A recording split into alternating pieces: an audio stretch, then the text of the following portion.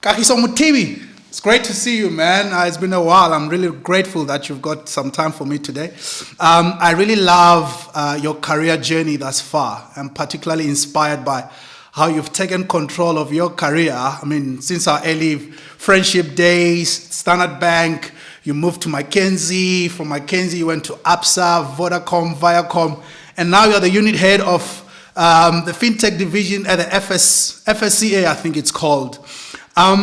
Maybe before we get into the meat of this conversation, just give us a feel of who is Kagiso Mutibi.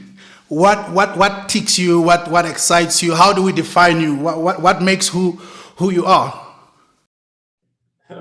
Thanks, Jabu, for having me. Yeah, really honored to be on this platform. So, in terms of how I define myself, I mean, I think this is something that's been evolving. But essentially, I mean, I define myself as a strategist, a problem-solving leader that's looking to make an impact, make a difference, develop ideas that ultimately uplift the various communities they are built around. So I think that's kind of where the definition has evolved to in terms of how I see myself. And I'll say I agree with that definition of a strategist and a problem solver. I mean, in our conversations, I love your perspectives, be it from a career point of view or whatever topic we're discussing. Now, tell me, how do you choose strategy as a core discipline that excites or interests you? Was that just a natural thing, or did you have to research and you found this is a field that interests you? No, so I mean, I think this wasn't something I knew up front. Neither was it something that I researched necessarily. So I think Okay. it happened organically. So I think if you go back to the beginning when after school, so essentially one would choose a degree based on strengths. So at the time, I mean, I think my strongest or the subject I was most interested in was mathematics. So on that basis, I literally stayed true to that and decided to undertake a BSc in maths, right? So I didn't have career options in mind necessarily when I made that choice, but I knew that that was something I was passionate about. So I wanted to just carry on at tertiary level. But then while I was in tertiary, I started to learn more about what else is out there, what kinds of degrees are out there. And so based on what I saw was out there, I just felt like, okay, let's maybe pivot from maths to something that'll actually get me into a career path that might work out. So from that perspective, then I decided to switch to business science and finance, because I mean, from the information I knew, it seemed like an interesting place to go, right? Because on one hand, you get exposure to a whole host of general management courses, and then you specialize in one discipline. So finance seemed like an interesting discipline because it was numerical in nature, and so it was a smooth transition from maths. So that's kind of how I took it, but it still wasn't clear to me necessarily that was ultimately the path I wanted to take. And in terms of the undergraduate degree, I mean, I enjoyed it, especially the general nature of the courses that we undertake. So finance was interesting, but I think beyond that, there were also other management courses that we got to do in that program, which I really thought were fascinating. So undergraduate was good in just giving that exposure to a broad spectrum of courses in management. And with that, then, and with finance being the major, I then decided to go work at Standard Bank. So I had the option to either go into FMCG at Unilever at the time or Standard Bank. And given that I studied finance, Standard Bank seemed like the natural transition. So, but then as I got to Standard Bank and I took on specialist roles where I was an analyst, I had to build models, I had to put together investment cases that were presented to a credit committee. I think it started to become clear that while the degree was interesting, the application of the degree, specifically finance, wasn't so much true to who I was. So yes, I could do it. Yes, it's a good place to start. You build a good set of skills, grounding skills for your career. But it became clear that it wasn't quite aligned to who I was.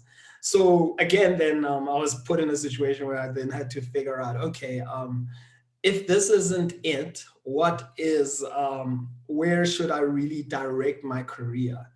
And so from that perspective, that's when I then decided to go do the MBA full time. So it felt like a good strategy to really just pause the career and reflect on the career, um, the past career before getting into MBA, reflect on who you are as a person, and then decide where to direct your career. And so MBA is a really good space to do that. There's a whole lot of courses and frameworks and approaches and people that you get to meet to just help jog your thinking. And also there is an opportunity to really do individual reflection on yourself as a leader, and also who you really are and what you really want to do. And so in that journey, in that full-time journey, that when it became clarified to me that actually I'm more of a generalist rather than a specialist, right? So I enjoy being able to apply a broad spectrum of disciplines to a problem rather than leveraging a specific specialist skill set. So that's something that became clear. And so, which was really good because then it helped me then redirect my career. Because the second reason, obviously, was to leverage the MBA then to make a career transition. So away from specialist roles into something more aligned, which turned out to be something in general management. Yeah. And so that with that information, then it became about thinking about, okay, what are the best places to really fast track this generalist career? Before we get there, I'm gonna get there. I want us to go back to when you're at Standard Bank. You're trying to navigate, where really is your sweet spot, and find that sweet spot, and you decide to go on an MBA on a full-time basis. Now, I'll say for a lot of people, going full-time on an MBA when you still have to put food on the table, maybe you've got family members you are supporting, that may not be something easy to do. And so to me, it seems like you took a very big step of courage there to go full-time into an MBA. You quit your job, you jump into an MBA. How did you navigate that thought process and decide this is the best approach for me to take versus doing it part-time? So I think for me, the biggest thing was I wanted to put a hard stop to what I was doing previously, and explicitly make the choice to transition my career. And I thought the most explicit way I could do that was to actually go into a full-time program, because I think if you're doing it part-time, there is a risk that you may not pivot out of what you were doing before, right? So that's why I decided to actually just put a hard stop to my initial career before the MBA. So my life situation at the time, luckily, there were no family responsibilities, and I didn't really, and I'd saved up enough to undertake a full-time program. So obviously, those become the prerequisites that allow you to do that. But it's not the only pathway to really get to a place where you have the opportunity to reflect. I think for a lot of people, especially with family responsibilities and other responsibilities that do not enable them to make this kind of to take this kind of career break, part-time also works quite well. I mean, it has its pros, it has its cons. Obviously, the cons I spoke about in terms of the fact that you're still doing what you were doing before if your intention is to transition. I mean, then again, also the intention may not to be to transition out of your previous role. It may be just to grow within it. So if those are the cases, then I mean, I think part-time can work as well. But for me, given my life situation, full-time definitely felt like a risk worth taking. And then in terms of my employment prospects, I mean, I think that's obviously one consideration you have to make. I mean, Yeah, I thought, they were strong enough given the experience I'd received in banking anyway, that worst case scenario, I go back to doing what I was doing before. But best case scenario, it's a good enough foundation to be a selling point into other career paths when combined with the MBA. So that was kind of the reasoning in my mind. Okay, no, that makes a lot of sense. And now you're doing your MBA, you're introspecting, reflecting, and you decide. I think the next step for me is to go into management consulting, particularly McKinsey.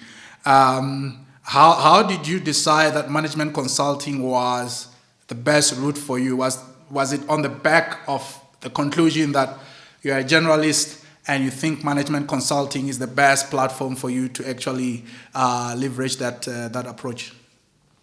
Yeah, so it's more of the latter. So, I mean, I think without thinking about specific careers or companies, the first thing I thought about is what are the kinds of things that get me excited. So with MBA, the nice thing is you get to do all sorts of courses. And I mean, it's kind of like revisiting what I'd initially done in business science. So there was that reference point, but obviously now with a lot more experience and a lot more knowledge about who I am. So as I was doing marketing, as I was doing strategy, human resource management, operations management, and the various other courses that were offered, that resurfaced or rekindled that generalist management interest that I had. And so from that point of view, then that insight kind of made me realize that I wanted to go into those types of careers where I get to apply multiple lenses to figuring out problems or coming up with plans. And so from that perspective, then it became clear that I wanted to pursue a general management career. And so within that, I mean, there were several options. So, I mean, I think at the time, it didn't necessarily have to be consulting, but I mean, I think what I was also thinking about was something in product management, some other managerial type careers. But as I was doing research, it became clear that consulting is the best way to practically fast track your trajectory into that general management space, because you get to apply these broad based tools to different problems across different industries in different geographies. And so that seemed quite compelling just in terms of really reinforcing my interest in general management. So that became a first choice, but it wasn't necessarily the only choice, because it isn't the only pathway to actually applying general management skills. But it certainly felt like the most compelling starting point Yeah. to really deepen your toolkit as it pertains to general management problem solving.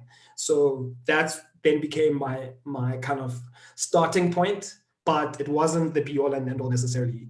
But then And obviously what it worked out was obviously really fortuitous, because then it really meant that then I could get exposure to many sectors, many functions, and also many geographies. So, and I mean, I always think of management consulting almost as the practical version of the MBA. Whereas MBA, you learn the theory.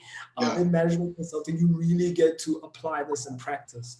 And so, from that perspective, yeah, it was fortuitous, and it really just kind of allowed me to dive into my next or my transition into general management. Yeah, you say consulting is the practical side of MBA. I like that analogy. Can you help us understand better what is a management consultant? What is management consulting? If you take us into a typical day, if there's such a thing, of a management consultant, what are they doing? What happens in the life of a management consultant? Sure. So, management consultants are typically called upon by companies.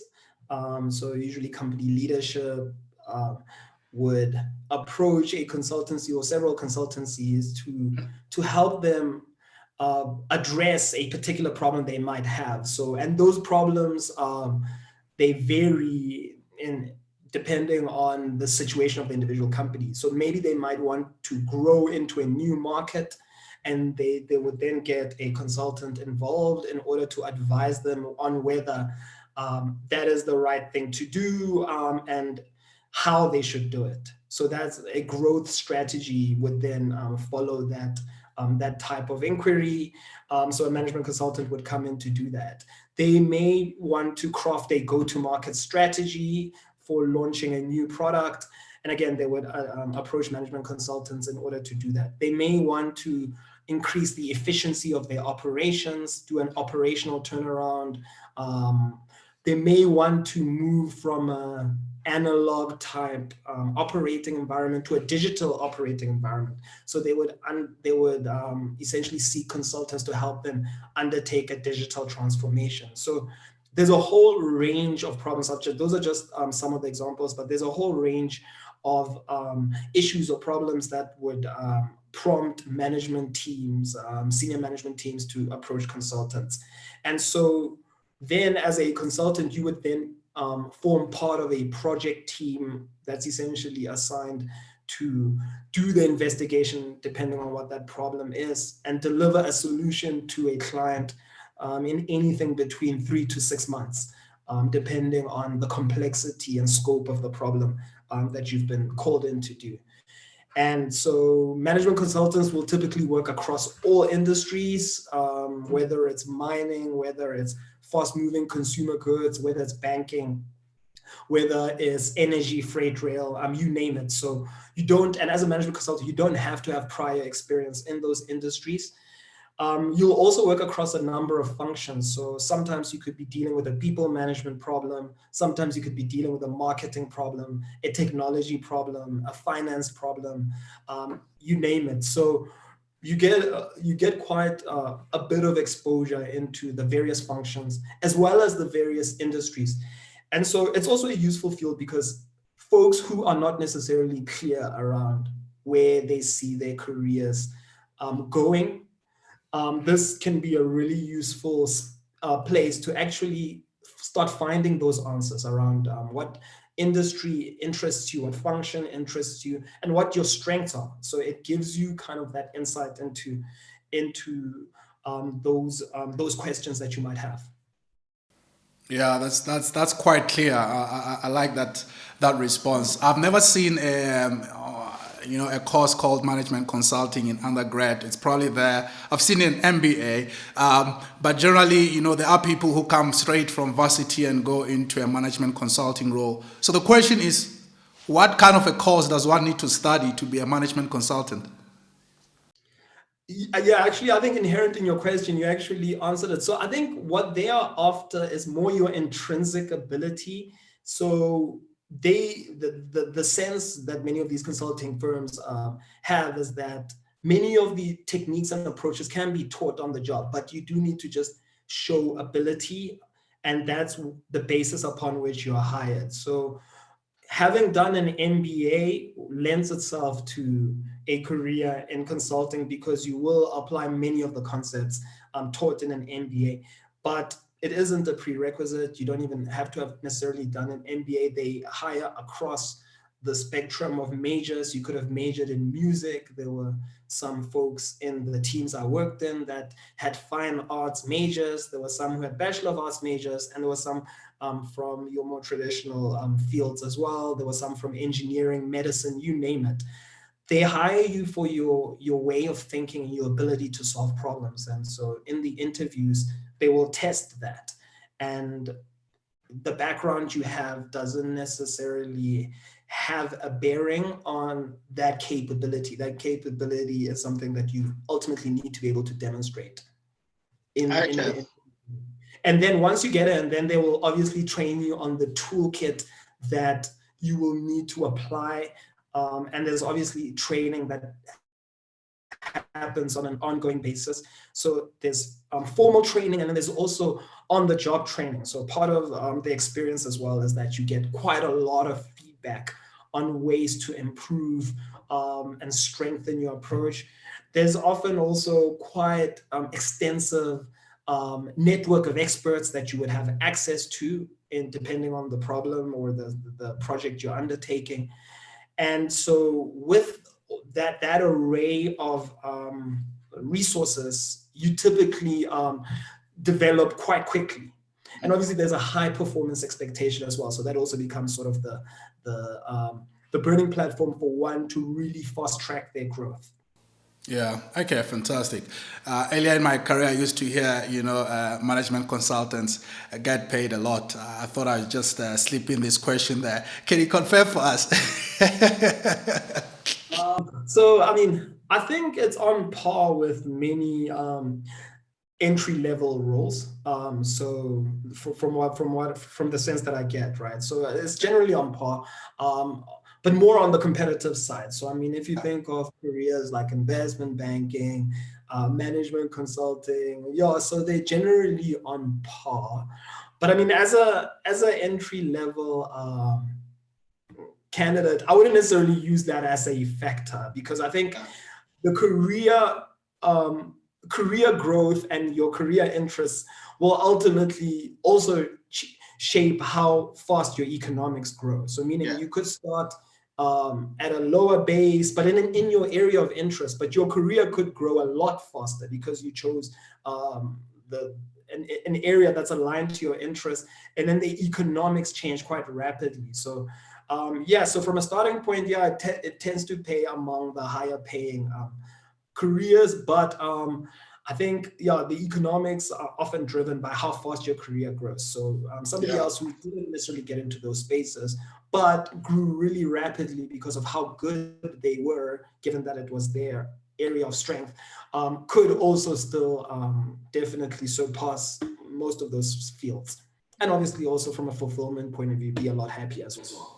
Yeah, there is a view that if you're a management consultant, some people want to go into that space for, call it a 2, 3 year, 4 year stint, if I can call it that, get the skill set, get the experience, move on to something outside of consulting, probably similar to investment banking line of thinking for a number of people. At what point did you decide that you had now accumulated sufficient skills and experience, and it was time for you to move on to the next level when you left management consulting? What was going on in your mind? How did you think through that process? Sure. So, yeah, absolutely. And so, remember earlier I alluded to the analogy that for me, I saw management consulting as a practical MBA. So, I think inherent in my choice to go into management consulting was that there would be a cutoff point where I've learned what I need to learn in order to ultimately become a leader in the general management space, right? So, Yeah. so inherent before I went in, I knew that the experience would be terminal. It wasn't quite clear as to how long it would be, but I mean, I think as I got into the firm, then having spoken to most folks,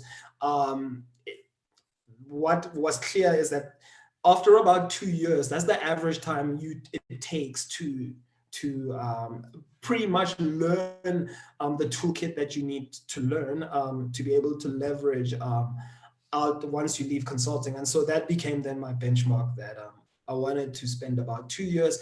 And then I wanted to use that to fast track my career into leadership roles that allow me to actually lead endeavors where I have to apply a general management toolkit, so to speak. So 2 years felt about the right time for me. It varies for different people. Some people could spend 4 years, some people even more. Some people end up enjoying it to a point where that then becomes their new career path. So it tends to vary, but on average, around 2 years is often what most folks who are intending to exit use as a benchmark. Yeah. Okay, brilliant. I don't know if you remember this. The time you took on your first executive role, I think when that opportunity came up, you were not sure if you were ready, right? It was this big role that came at you, and you were trying to think through it. Am I ready? Am I capable? Eventually, you took up the role. Take us through how you got yourself comfortable that you were ready for that next big step. And I think that will help a lot of us, because sometimes you get opportunities that you feel, I'm not ready for this. How did you navigate through that? Yeah, sure. Thanks. So, I mean, after McKinsey, then I got an opportunity to play a head of strategy role at ABSA. And so, I mean, I had to then think through through whether I was ready. And then, I mean, even subsequent to AMS, obviously I'll explain when I then got another opportunity. But I think that first transition was then to get that head of strategy role. I think it does involve to some degree, a leap of faith and a trust in yourself, right? So, I mean, if I reflect on my career, so from a undergrad perspective, I had a fairly strong degree that I think was quite helpful in just giving me that grounding around business, right?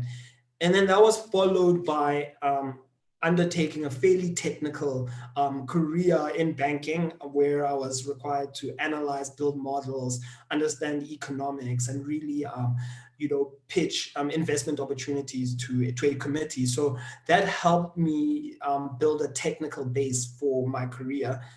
And then obviously having done the MBA to kind of increase my toolkit, especially around general management, followed by consulting. So I mean, in theory, those are great ways to prepare for this path, right? So I understood that in theory, but actually taking the leap in practice, one isn't always sure. So I think that's where, to some degree, you have to take a leap of faith. So obviously, I had to reflect and say, look, you know what? Given what I've done before, certainly that will have prepared me to take on the role of head of strategy, and that's the basis upon which I felt some degree of confidence that, you know what, I'm ready to take on this role, but of course, there's a leap of faith. You're never sure that you're ready to make that step into leadership type roles. In reflecting, I just felt like I could do it.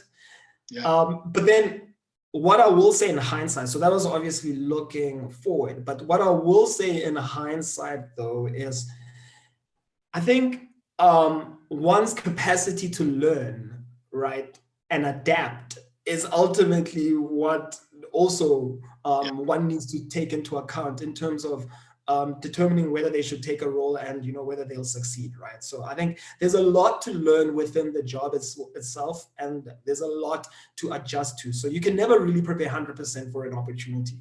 Like, that's what became clear. Like, I still had to adapt to the role, and I had to be prepared to learn very quickly what the role required, what the company culture was, in order to be able to make an impact and to pitch my skills at the right level. So after making that transition, going forward, that's how I tended to look at it, that actually the opportunities I do not have to necessarily be 100% prepared for that next opportunity, as long as it speaks to my interests in general management and strategy, and I am willing to adapt quite quickly to the role, then that it's an opportunity worth taking, right? And obviously, that's also upon doing your own due diligence that the culture and is a fit in terms of your own values, etc. But I think now I'm a lot more flexible, and I back myself a lot more, and I don't necessarily believe that I need to have done the exact thing, prepared the exact thing before I step into that role. And I think it also creates excitement, because then you learn, you're constantly learning and exposing yourself to new things. So over time, I think I've become a lot more ready to embrace change and to embrace different kinds of roles.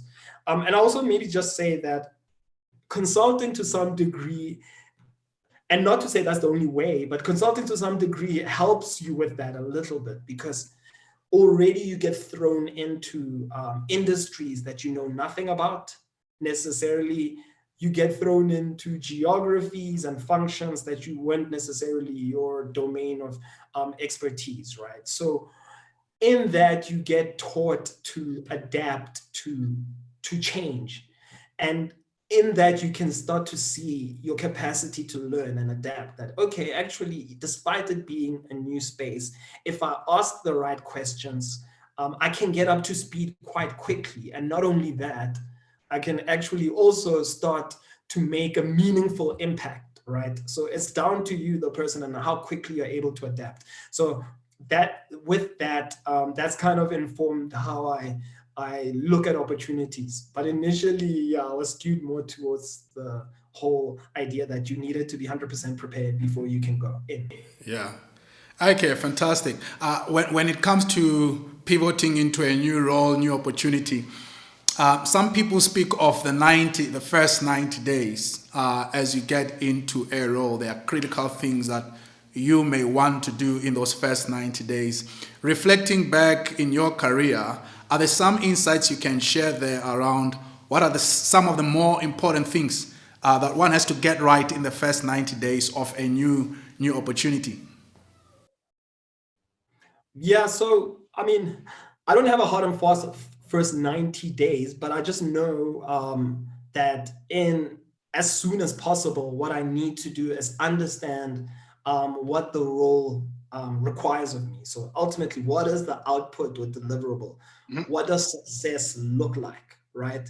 So that's step one. And I mean, often that can only be done really through talking to your manager, through talking to different stakeholders, and also to departments that are impacted by the work you do.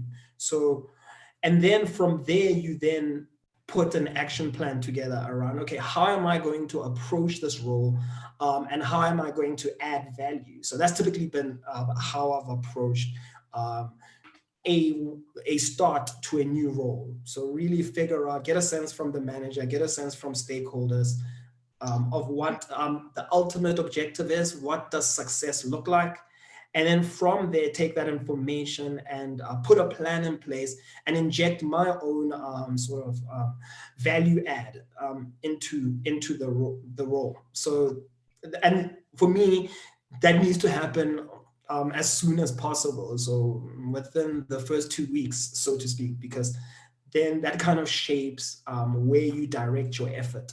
There are nuances as well that one also has to take into account. So it's the type of organization you're in, and what is ultimately the culture, the performance culture, and just the overall culture, because then that will shape the way, the manner in which you go about deploying performance, so to speak. So those nuances often take time.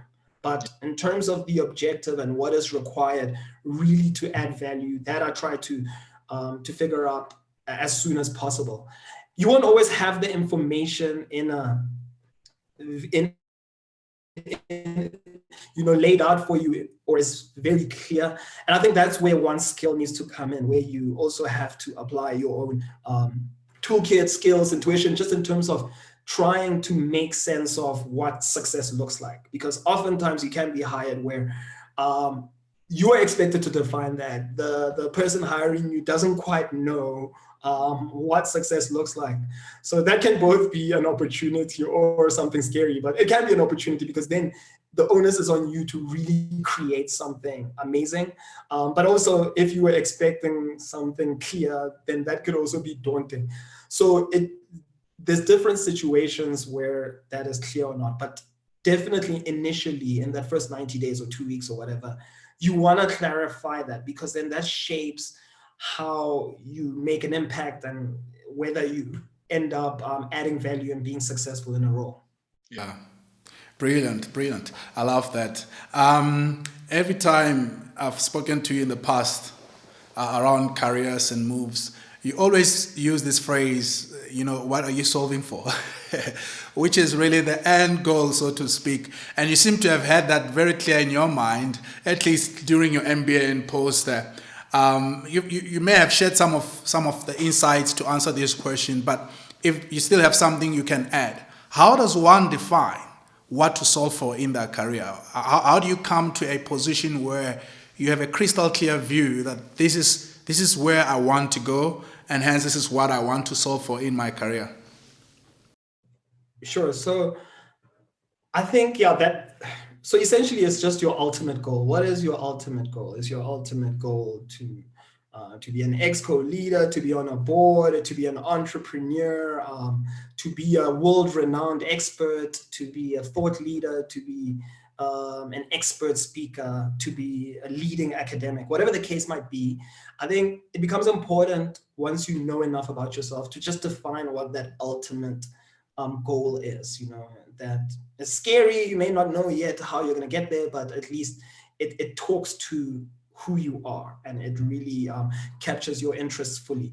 And so from that perspective, then how you evaluate opportunities that come your way will then be based on that end goal. So if you've defined your end goal to be, I don't know, a chief of strategy or whatever the case might be, then you'll kind of know whether the opportunities help to put you closer to that goal or not. So oftentimes people don't define that ultimate goal, and so then opportunities happen to them, and then they're pushed into all sorts of directions. So I think knowing what's your ultimate goal then helps you understand, okay, this is what I'm solving for.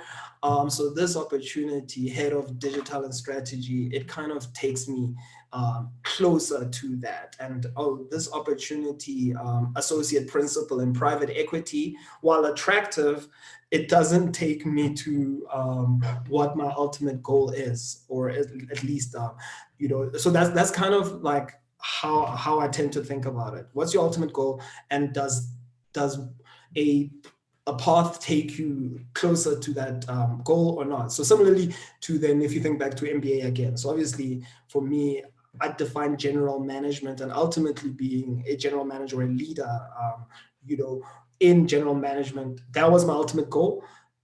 And so then in thinking about what opportunities do I then need to take, that's how management consulting became one of the clear opportunities I needed to take, because it essentially fast tracks me towards that path. So that's how I've tended to think about it. Fantastic. You seem to have a methodical, analytical, clear way of thinking through issues. What tools can you share that can help someone listening to this or watching this, to have a similar way of looking at issues and solving problems, answering questions they may have? Are the tools that you've gathered along the way, stuff that you can share, books maybe you've read? Can you just give us some insights there? Yeah, so I think it's mostly been principles rather than tools, right? So, and I think it comes back to what I've been saying earlier. So I think on one hand, I think it's about knowing yourself. And that may take time, right? I mean, it's a journey, but I think it's really important to ultimately identify your strengths, and obviously also identifying your strengths within the context of the real world, right? So I think those are things that may take time sometimes. Sometimes it may be very clear, right? But either way, that becomes the insight that then shapes what goals you then pursue, right? So once you have that insight, then it's about setting goals around those strengths. So what would you want to do that will ultimately elicit or make you your best self, elicit the best of you, right? And so that then becomes the next thing, setting that goal.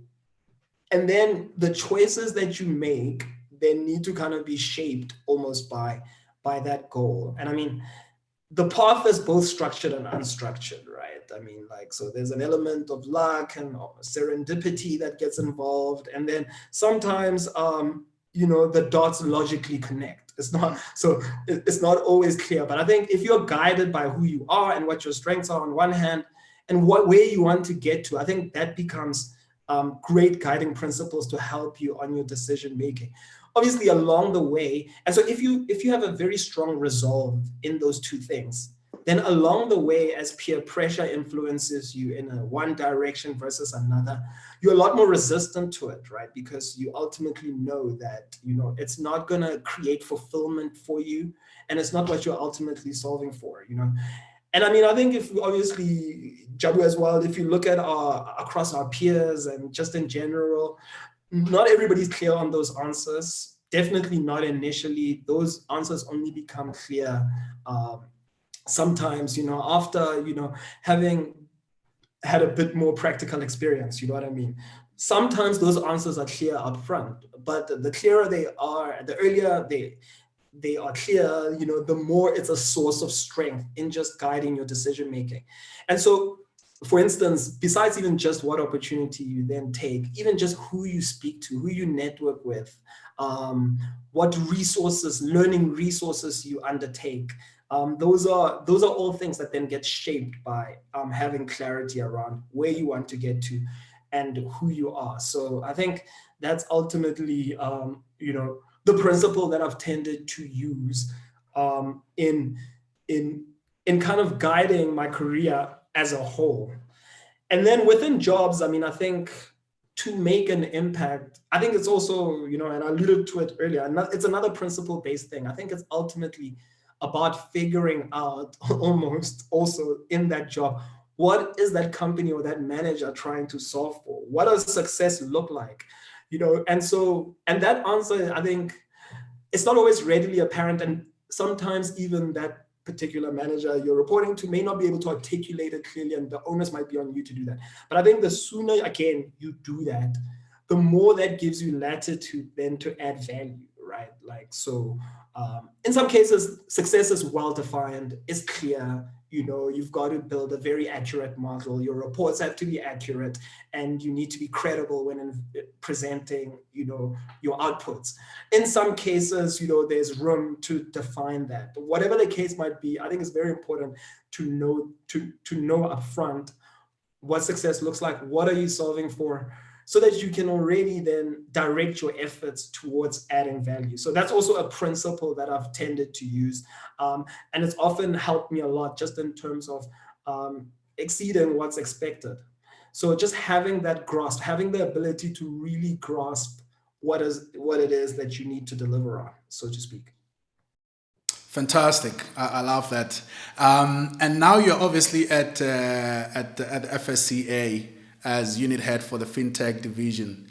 I'm not too clear what it entails, but to me it sounds very different from what you used to do, say at Viacom or McKinsey or Vodacom.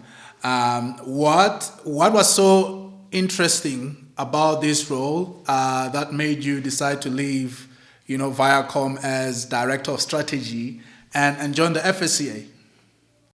Sure. So I think I would see it more as an evolution in my career. So I think up until that point, I was mostly advising various stakeholders, business units on strategic direction, on solving problems.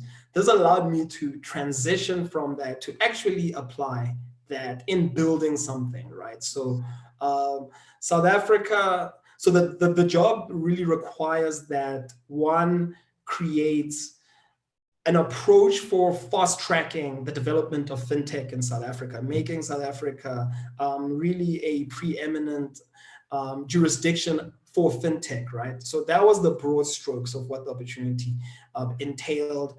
Then it became about me actually defining concretely what that looks like and how one can enable fintechs to essentially grow and thrive in the South African space. So that job, obviously, from a country perspective, there was opportunity for significant impact. So that's something that I found compelling.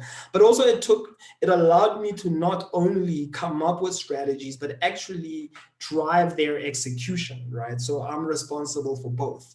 So I wanted that evolution. The sector fintech is very cutting edge as well.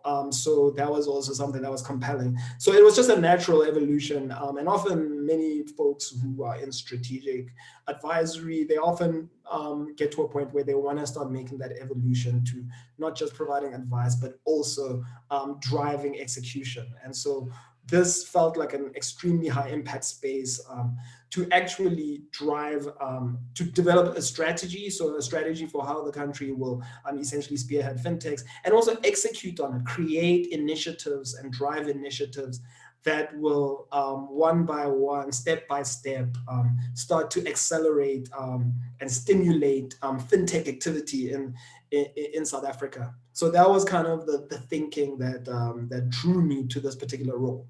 Yeah, yeah. No, I agree with you. It is a cutting edge sector. I'm curious to know, having been in the in the role now for about close to 2 years. Where would you say South Africa ranks among our peers as far as creating a conducive fintech environment is concerned? What still needs to be done? What do you expect to be done in the near future to address any potential challenges we may be having currently? Sure. So, I mean, we've had opportunities definitely to interact with various jurisdictions. So, North America, South America, Europe, East, the Far East as well, Australia, etc. And so, South Africa actually compares quite favorably, both in terms of how we have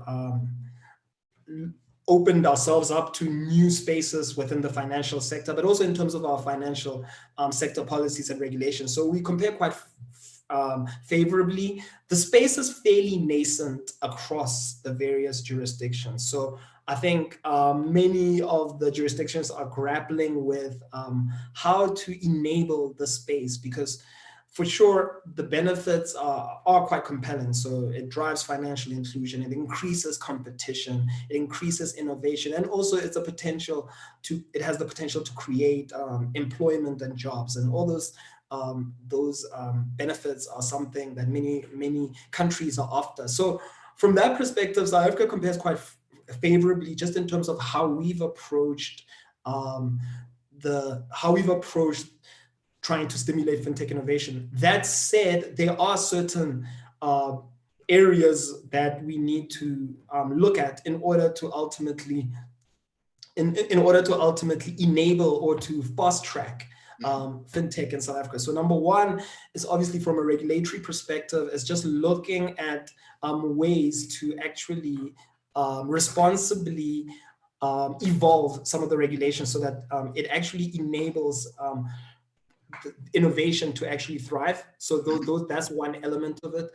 The other is just entrepreneurs being enabled in order to actually launch enterprises. So the diversity of entrepreneurs in fintech, that's still something that's lagging. So which then obviously compromises the kinds of solutions that are developed and how relevant they are for the underlying communities. So that then means obviously that from a training and acceleration and incubation perspective, more work needs to be done to reach out to more entrepreneurs, or to attract more entrepreneurs who can then go into the space with the insights they've gathered from their communities. So I think that's something that's also quite a bit of a challenge at the moment that certainly needs to be developed. Another piece also certainly around access to funding. So both in terms of the capital that's out there, but also in terms of the capabilities that entrepreneurs have in accessing that capital. So some, especially those who've gone through a formal education, maybe have worked in financial services, they're often, have the skills to actually access this capital. And then, so they often can get opportunities, whether their ideas are great or not. Whereas other entrepreneurs who may even have great ideas, but don't know how to have those types of conversations or know who to go to, often aren't able to access capital that would be obviously crucial to fast tracking their solutions. So those are probably the three buckets that I think there's certainly room for development. The other minor ones are definitely around just the ecosystem as a whole, right? So because some of the leading spaces for fintech, often it's an ecosystem approach that's made them to be competitive as a fintech jurisdiction or domain. So for instance, how the academic institutions come together, how industry comes together, how regulations are enabling, as well as the entrepreneurs and the training that they're able to receive. So together, the ecosystem often is what enables for innovation to thrive. So I think in South Africa as well, there's probably room for maturation of that ecosystem, but we do have quite a bit there already, I think. So we have quite a bit there already, but definitely there is definitely room for improvement across those three levers, as I've indicated. Okay, brilliant. Before we start wrapping up, I'd like to ask this question. Obviously, as a business leader, as a strategist, and someone who I think has a curious mind, I suspect, obviously read a lot. Are there any book titles that have had a huge impact in your career journey, in your personal journey, that you'd like to share with us? Sure. So one book which was really good, I mean, and it's obviously aligned to my space, which is strategy, was a book called Good Strategy, Bad Strategy. So that book I found to be quite interesting and enlightening, just in terms of how to think about strategy. And really, it ultimately, speaks about strategy being more about solving something and less about missions and vision statements, etc. So it goes into quite a bit of detail around what that entails. So I think that influenced my thinking around strategy. I've also enjoyed books, Shoe Dog by Phil Knight as well. I thought that was a very honest account for It's one of my how. favorites. Yes, yeah. So it's an awesome book, just in terms of it's an honest account of how life plays out, right? So you may not necessarily have things figured out, but if you're clear around what it is you want to do, and you have the resolve and the perseverance, as he did in the Nike shoe brand, it can sometimes work out. So I think that was just a great sort of book in terms of just outlining that. Yeah. So yeah, those are probably the two books that come top of mind that I've really enjoyed recently or in the past in terms of helping shape my thinking. Yeah. Okay, fantastic. I love both those books, by the way. Um, I reflect back to our earlier friendship in varsity, and then fast forward, I think around 2014, 2015, you start getting into running. Previously, you had not struck me as someone who is into something like that, and then now you're obsessed. How did that happen? Yeah, so I mean, with running, I think, yeah, that's something that just happened organically. But I mean, I was playing sports in school before, so I think that there's probably a little bit of that kind of drove me to sustain my interest in the sport. But I mean, I think in terms of just how I got into it, it was just opportunistic. I was looking for a way to get fit. I didn't even know races existed, and a friend just invited me to a race, and I think immediately just felt like this the right setting for me to get fit, and so that was one element of it. But then increasingly, it started to apply or draw on other aspects of my personality, so to speak. So, I mean, we spoke a bit about it now. So you could set goals around running, and then you could come up with like a plan to actually reach those goals. And what's nice with running is as you set a goal and you put a plan together, you can immediately get feedback and see whether you're getting better. So that's also then became something that I decided to do. So on one hand, it was to get fit, that was the hook. But then what really retained me was the fact that you could set goals and increasingly get better. So it was a great way for me to express my strategic planning skills, also just in terms of setting a goal and figuring out, okay, what can I do to get better? What kinds of workouts do I need to put in place in order to build the skill I need to meet a new target? How do you optimize your nutrition? And as you said, the more and more demanding target, uh, you have to be innovative, creative, and also quite disciplined in how you execute towards that target. So for me, I found that fascinating. I mean, I think it's essentially now become a life skill that I even use to mirror into my professional life as well. So for instance, again, setting goals, again, putting a plan together that ultimately solves for the goal you're looking to get to, and then having the discipline to execute, right? So that's kind of what running has helped put into practice, right? So and then there's just consistency. Like running is also great at just showing you the power of consistency. So over time, if you repeatedly do something, you you look back, you get surprised at how far you've come, right? And so, and it made me realize that often you cannot perceive just how powerful consistency is, right? Like you cannot see where it's going to get you, but then when you look back, you're surprised at just how transformed you are. So I think running just kind of became that setting, for me to express these things. So it's now, I definitely see it as something tied to my personal growth. So besides health, I think I find it deeply fulfilling, and a space for personal growth that definitely has huge synergies with how I conduct the rest of my life. I love that. That's brilliant. Speaking about life skills, consistency, discipline, personal growth, I'm curious to know what are some of the daily habits, if I can put it like that, that you've now ingrained, which are critical for your career, personal development. I'm sure some of them you've shared. Running would be one of them, obviously. Any other things that you want to share? So yeah, I think a lot of them I've shared. So remember, as mentioned before, that the approach tends to be principle based, but I think with running, I've become a bit more granular. So for instance, once you have set a goal, then it becomes important to obviously break it down into mini milestones, right? Mm-hmm.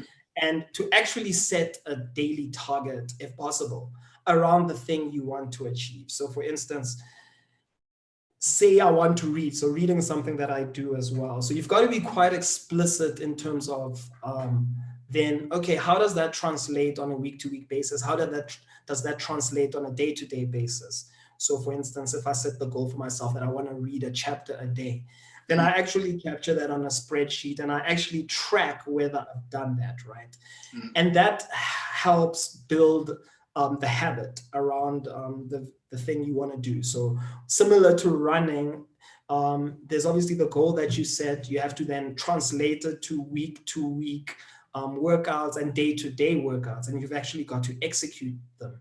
And so the best way to keep yourself motivated is to track and tick off as you accomplish those goals. So I think around many of the goals that I've set for myself, it's definitely been then about translating it into mini milestones and then actively tracking that, you're making progress towards those milestones. And so that's then helped me strengthen my habits around my goals, right? So if it's to eat in a certain way, then literally translate it into a day-to-day target for yourself.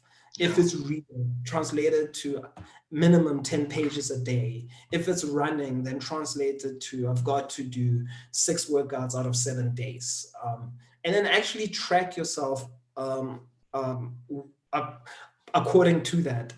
And so what that's done then is it's often deepened many of the habits that that I need in order to accomplish the goals. And over time, it becomes autopilot. So I don't have to think about reading anymore because that's something that I track daily, and it's now become a part of who I am.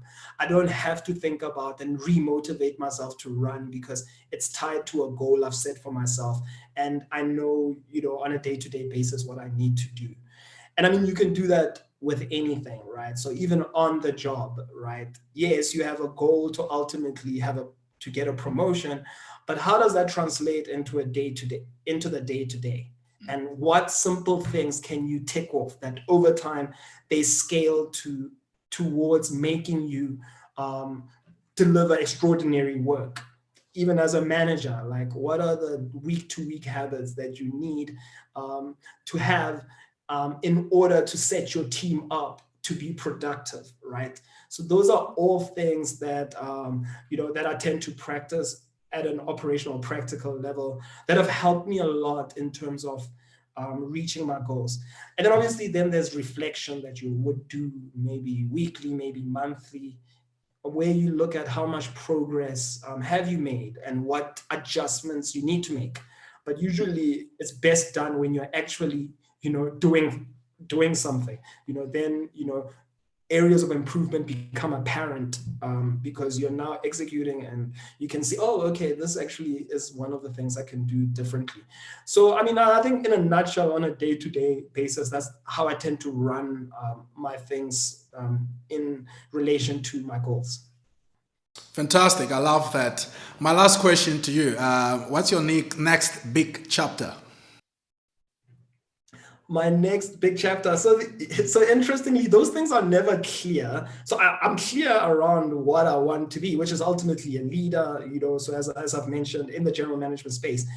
But in terms of what the next chapter is, that's never clear. Oftentimes, opportunities will come, and you'll then see the one that really speaks to who you are, and it can come through meeting people, it can come through research, it can come through recruiters, whatever the case might be, or it could even come internally within the organization you're in, right? Or it could come through a business venture. So in terms of the channel, I'm never really sure, and in terms of the what I am always sure about is it who I am, and does it reinforce my goals? So those are questions. I mean, so that's often like how it plays out. Okay, brilliant. Kagiso, thanks so much for giving me your time to chat today. I really, really enjoyed this conversation. And I think you've shared some very insightful stuff that we can, implement upfront practically. So really, really grateful. And I'm really honored that you could spare us some minutes to chat. So thanks so much for that. Thank you very much, Jabu, for having me. It was a wonderful conversation. I really appreciate it. Thank you.